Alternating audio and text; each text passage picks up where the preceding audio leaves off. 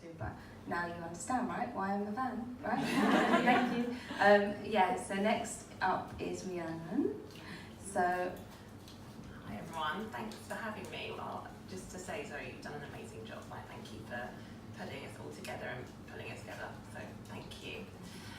So yeah, I'm Rhiannon. I'm 32. Again, I don't really feel like I am qualified to be here talking to you all, but I'll just say what I've got to say anyway. So I have a son. He's just turned 3, and I've kind of found myself in a situation relatively recently. I was living abroad. I was married. My son was born abroad, and relationships break down. And unfortunately, the country I was living in the Middle East, not so favourable towards women, let's just say. So, and things obviously weren't great between me and my husband at the time. And I don't know how to say it, like he cancelled our sponsorship basically and sent us home. So I'm kind of here, grateful to be in the UK because my family are here, my support networks are here, but a bit bittersweet because it's kind of not been all on my own terms. So obviously a breakdown of a marriage is tough anyway. Having a new baby is tough, or it's 3, but I don't know, I kind of went through this whole thing of losing myself a little bit after he was originally born. Again, not being so favourable towards women. There was 50 calendar days of maternity leave given, which works out to about 7.5 weeks, and there's no part-time. I think you get an hour off a day to breastfeed, and that's as much as you get. So I feel like the decision was kind of made for me in the fact that I couldn't go back to work. I just didn't have an option. I was exclusively breastfeeding, not through choice because he wouldn't take bottle. That's another story. So I kind of felt like lots of things were happening to me. So I moved back to the UK last summer, and trying to navigate life as a newly single parent, as a newly single woman, as still kind of trying to find my way as a mother, and then trying to navigate life back in the UK, re-establishing friendships, moving into a new house and trying to make it a home for us. And then I thought, why not just start a business at the same time? Started a business too, and actually I feel like sometimes it almost takes the worst of times to kind of give you the push that you need to make SHIT happen.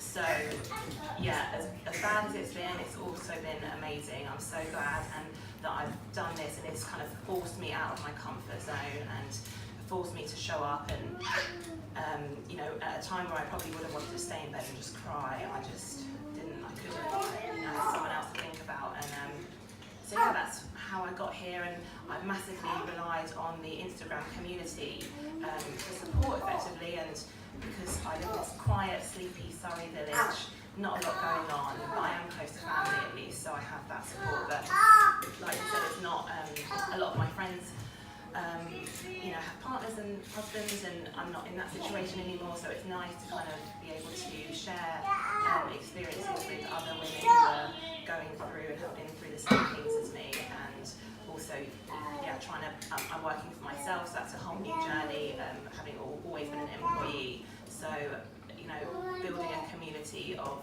like-minded women has just been really integral, so thank you for having me today. thank you.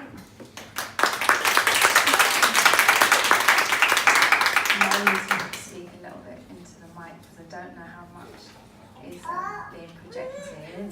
But no, I didn't want to. Next up we have Penny. I will hand you over. These are all really hard accents.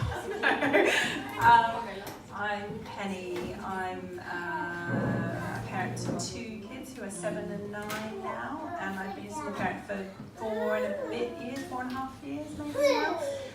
They were just 3 and 5 when we split up, and I'm also Australian, which you might be able to hear a tiny bit, but I've been here about 20 years, so you can't hear that much.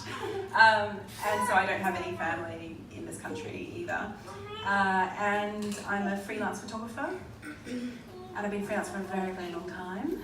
And my 9-year-old is autistic and has learning difficulties, and he goes to a special school, and my daughter goes to mainstream school, so we've got 2 schools and all of the complications that come with that. I don't know, what else can I tell you?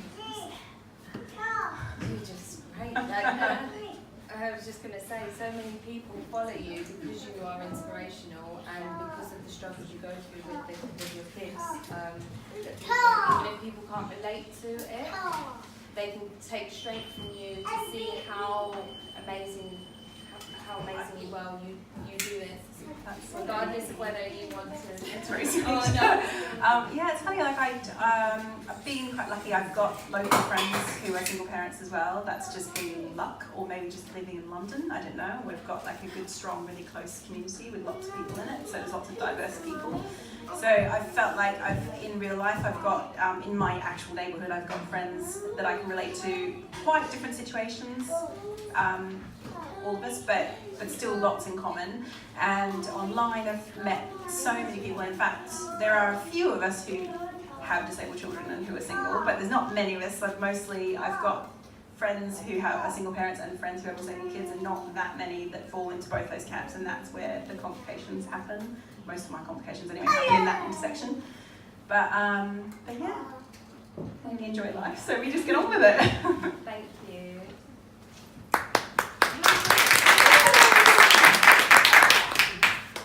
Hi everybody, I'm Emma. I'm on Instagram as Digital Mother because I now run a social media management, social media marketing business. I became a single mum just over 2 years ago. I was working at ITV at the time. I've been a broadcast journalist for 20 years.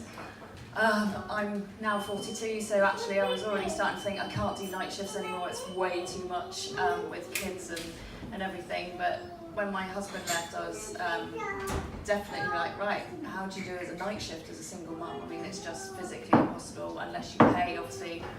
And I looked into night nannies, and that was just like, yeah, okay, I don't get paid that much. So weirdly, it was I'd been looking at the Digital Mums training course, which is in getting mums basically trained up to do social media marketing. And I'd been looking at it weirdly for ages, and just nothing had, life was complicated. You're in a toxic relationship, you're looking after kids, you're doing night shifts, and it was just like, you're just on this hamster wheel. And isn't it weird that actually something so devastating as having your husband walk at you just makes you go, oh right, okay, actually I've got off that hamster wheel because something's been shoved in my face, and even though it's a really negative thing, it actually just made me go, let's just look at my life and let's get rid of all the negatives and let's try and put all these positives in place. So actually I left ITV, which I loved, but for lots of reasons I didn't anymore either. But I left and I trained with digital mums actually while I was still there.